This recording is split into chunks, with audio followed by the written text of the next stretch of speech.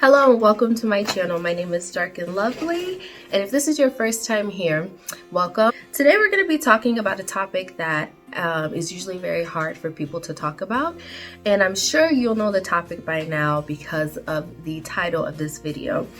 So the topic we're going to be discussing today is failure. You know, failure is one of those things that, of course, everyone experiences, whether you are the best at what you do or not. I feel like failure comes in its various shapes, sizes, and forms.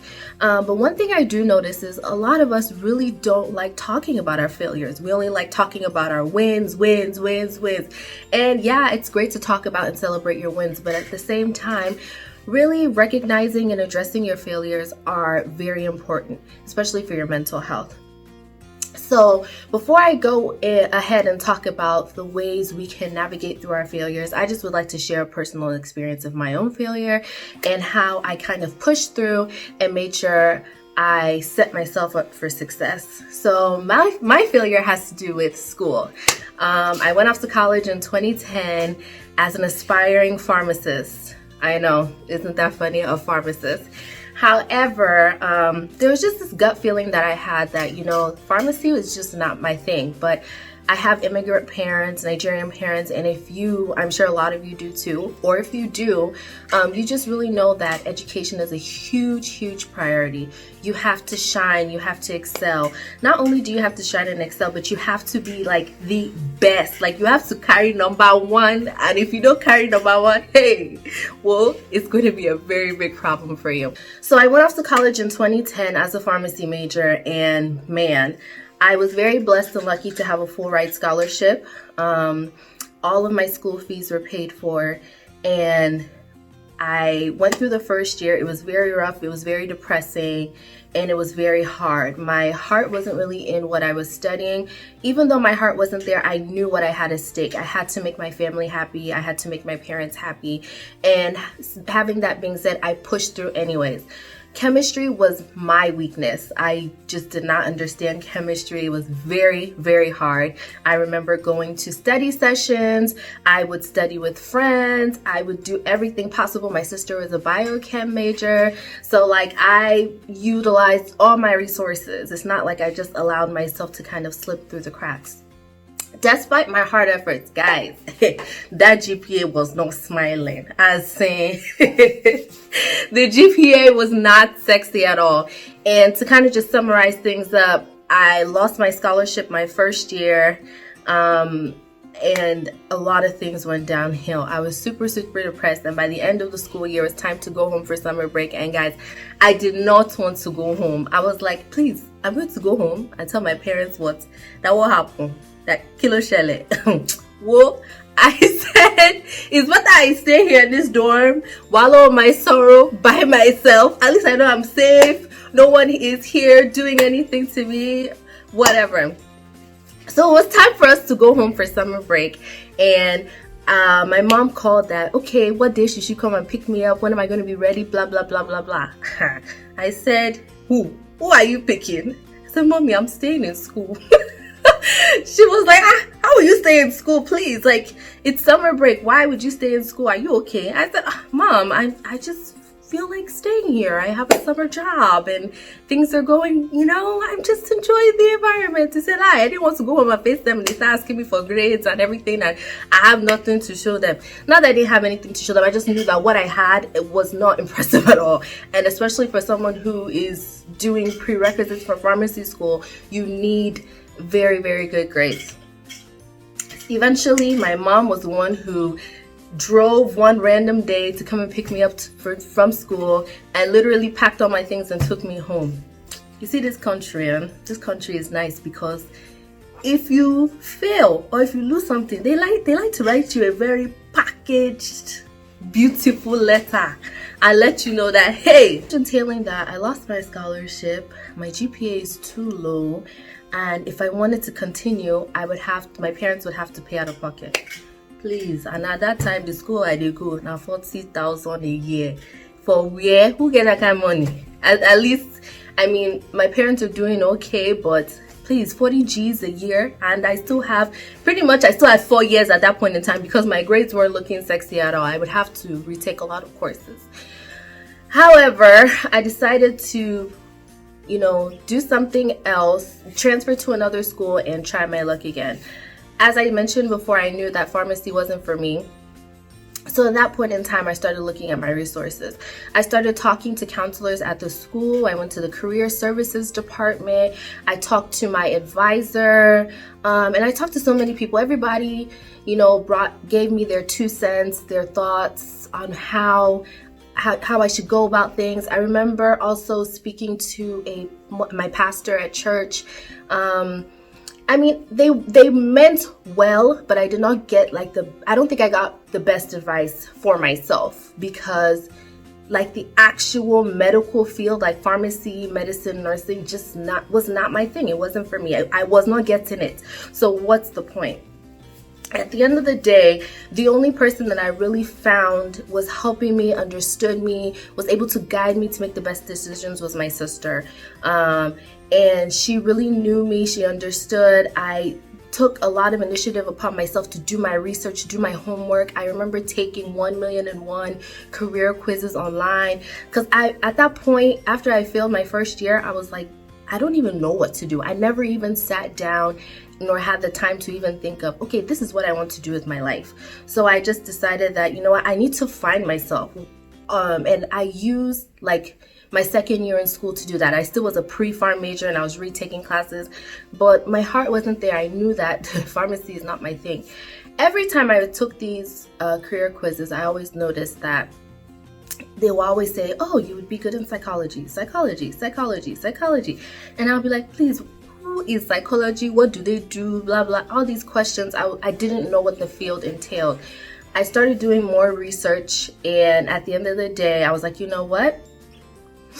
I'm going to change my major to psychology. I remember taking an intro to psychology class my first year, and that was the only A I got that year. And I remember loving it. I was so intrigued about the brain, behavior, function. It was just so intriguing. It was easy for me. And I just remember not sweating in that class. I just got it. It clicked.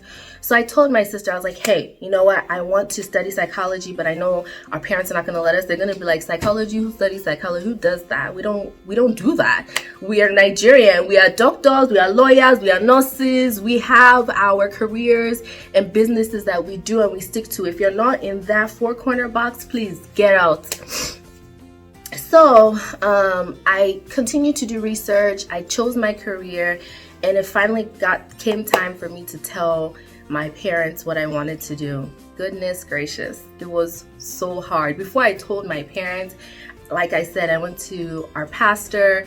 I went to one of my, she was like a mentor at that point in time. She was a pharmacist, and I told her, I can't do this. I don't want to study pharmacy. I just want to do my own thing. And I went to, I guess, I forgot, a couple other people. I just know that I was like, help me, I'm lost, I need help, please help me. And you know what? I eventually told my parents. It was a struggle, it was a fight. My dad, even before I changed my major, I remember my dad telling me that, I have to wait before I change my major. He needs to go and do his own work on his own to make sure that whatever it is that I want to do, he approves of it. He doesn't want me to go out there and, just become someone that makes $30,000 a year and, disgrace him and our lineage and the generations to come. So I just remember really just taking my time to navigate through that. Having shared that story, I felt like there were a lot of things that I did that really helped me navigate through my failure. And I wanted to share six points on how to, overcome failure in various circumstances. So my first point is, give yourself that time to heal. I know when we fail, it's very uncomfortable. There's a horrible feeling. You feel disappointed in yourself, maybe even way more emotions than that. But failure can be like it's losing something. So you're grieving. Allow yourself to grieve, whether it's crying, whether it's punching a wall, screaming in your pillow. I know it's uncomfortable, but allow yourself to feel that pain. and give yourself time. Don't say, okay, by next week, like, no. Give yourself time to heal. Give yourself time to feel those emotions. If you need to withdraw, whatever it is that you need to do, feel it. So that when it's time for you to stand up again, to rise and continue doing whatever it is that you're doing, you will be able to do that, and your emotions won't overcome, your suppressed emotions won't overcome whatever it is that you're trying to excel at in the moment. Point number 2 is process your strategy. And what I mean by process your strategy is look at whatever it is that you just failed at. Whether it's an exam, whether it's a class in school, it's a relationship, a business, a project, whatever it is that you wanted, that you were working at and you feel that, look at it. Ask yourself, like, what did I do wrong? How could I do it differently? What did I do right? Really ask yourself questions and process everything that you did. Step number 3 is set yourself up for success. And I'm sure you're going to ask, what do you mean set yourself up for success? You just failed at something and now you want to be successful at it. Well, here's some ways. Get yourself a mentor. Find someone who's doing exactly what it is that you're doing. Ask them questions. Usually very successful people, or there are good-hearted people out there who are willing to share, their information with you. Find yourself that person. Surround yourself with people like that. For example, I remember when there was an exam in school that I failed. If I got a 75, I was looking for the person that got a 99 or 100. Me and that person, we're now best friends. And usually people like that who are very good, who are smart, who know what they're doing, they're always willing to teach because that's their way of studying. Them explaining it to someone else is their way of confirming to themselves that they know the information too. I thank God I was blessed with good people, and I would have friends, whoever got like a 99 or 100% on the test, we would meet on campus at 6 a.m. and we're studying. And by the time I took the next test, I'm up there with them too. I have a 90 whatever. I'm getting my A's. I'm actually understanding and retaining the information and even able to teach it to someone else. And that could be the same in any other situation. Like I said, get yourself a mentor, someone who is there, someone who you look up to, someone who's doing it. Not only a mentor, but don't be afraid to share your ideas. I know, especially as Black people or people of color, or even Africans, we're always told, keep your information to yourself, or, don't tell so and so, whatever it is. But at the end of the day, how are you going to learn or do better or even move forward if you're keeping everything to yourself? You need to share your ideas. Share your ideas with someone who you trust, someone you know who wishes you well, who will guide you in the right path. Don't be afraid to bounce your ideas off of other people. Hey, what do you think about this? Hey, what do you think about that?